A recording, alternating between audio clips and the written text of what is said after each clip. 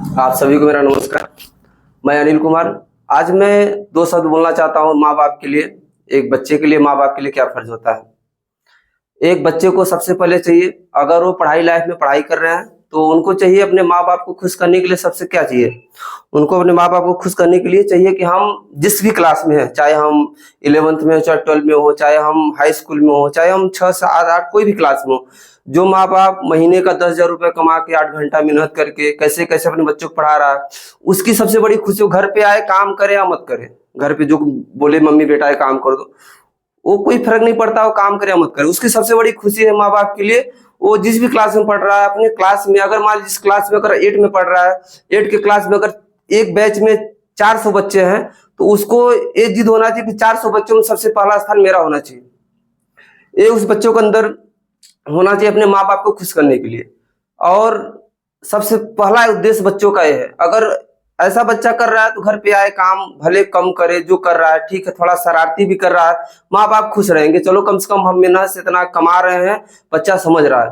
सबसे पहला पॉइंट है बच्चे को खुश कर, माँ बाप को खुश करने के लिए हम जिस भी क्लास में हैं, चाहे 10 11 12, उसका मेन उद्देश्य है कि हम जिस भी क्लास में अपने अपने क्लास में सबसे फर्स्ट हम आए, और कोशिश करें अपने पूरे कॉलेज में फर्स्ट आए, तो इससे बड़ी खुशी और कुछ नहीं है।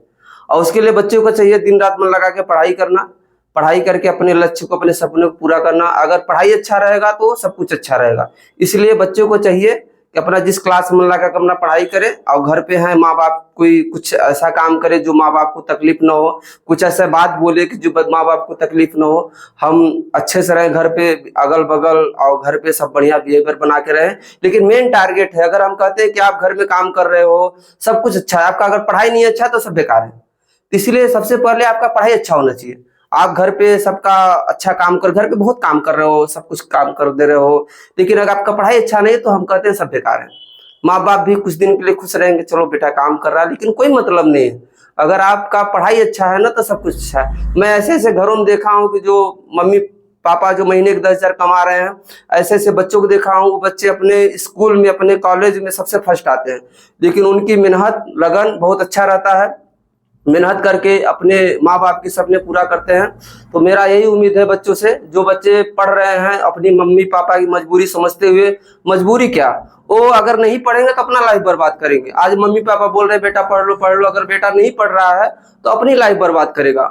जैसे एज ऊपर जाएगी, जैसे बच्चा इंटर क्रॉस करेगा, इंटर क्रॉस करने के बाद अगर उसका बेस नहीं मजबूत है नहीं, तो आने चल के क्या करेगा। वो भी पापा 10,000 की नौकरी कर रहे हैं, उस महंगाई बहुत करेगा, लड़का 15,000 की नौकरी करेगा, तो उस महंगाई में क्या है, कुछ नहीं है। लेकिन एक बच्चों को टारगेट ये होना चाहिए कि अगर मैं, मेरे पापा 10,000 महीने कमा रहे हैं, तो मैं आने वाले समय में, आने वाले महंगाई के हिसाब से मैं अपने पापा से कम 5 गुना एक्स्ट्रा कमाऊं। अगर मेरे पापा 20,000 कमा रहे हैं, तो मैं अपने एज में जब मैं कमाने लायक हूं तो महीने का मैं 1 लाख रुपया कमाऊंगा।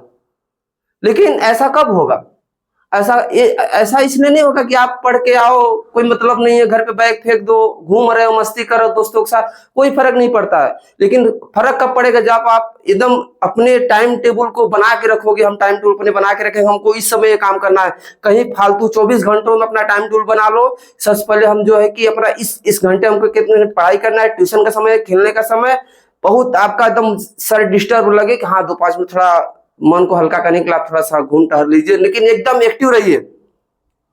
अगर आप एकदम एक्टिव है तो जरूर है आप पढ़ाई में सक्सेस रहेंगे। और सबसे पहले टारगेट बना के रखिए कि हम अपने बच्चों में, अपने क्लास में हमको सबसे फर्स्ट आना है। अगर जिस दिन ऐसा आप करेंगे तो आने वाले समय में मैं दावे के साथ कहता हूं, आप अपने पापा से 5 गुना नहीं, आप 10 गुना पैसा कमा सकते हैं। धन्यवाद।